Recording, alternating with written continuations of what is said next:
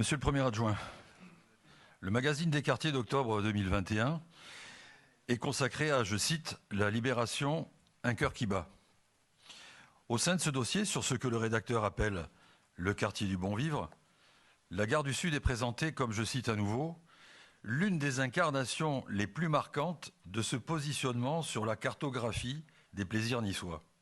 Bref, un lieu où, je cite encore, « juste bobo comme il faut, mais pas trop ». Sauf que la gare du Sud, c'est aujourd'hui la salle des pas perdus. La grande halle qui devait rivaliser, selon les termes du cahier des charges, avec Covent Garden à Londres, Italie à Turin, voire Chelsea Market à New York, n'est plus qu'une grande halle déserte.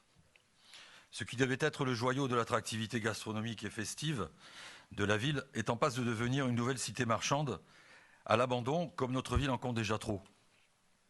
Bien entendu, la responsabilité du bailleur, Banimo, devenu Urban Renaissance, est engagée dans cet échec. Sauf que Banimo, Urban Renaissance, est l'opérateur que Christian Estrosi a choisi. Permettez-moi de rappeler les propos de Christian Estrosi tenus devant nos prédécesseurs.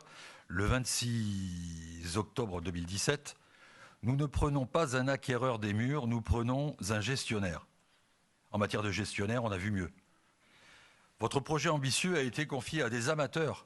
Et comme à l'accoutumée, ce sont les Niçois qui en payent les dégâts. Quant aux commerçants qui ont cru dans ce projet, la plupart en sont sortis avec perte.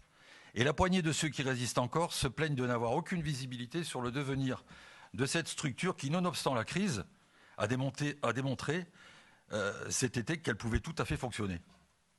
Alors, pour ne pas devenir la seule ville au monde à ne pas avoir réussi à mettre sur pied en centre-ville un lieu d'agrégation et de festivité, je vous prie de nous indiquer ce que vous avez entrepris ou comptez entreprendre pour relancer la gare du Sud. Je vous remercie.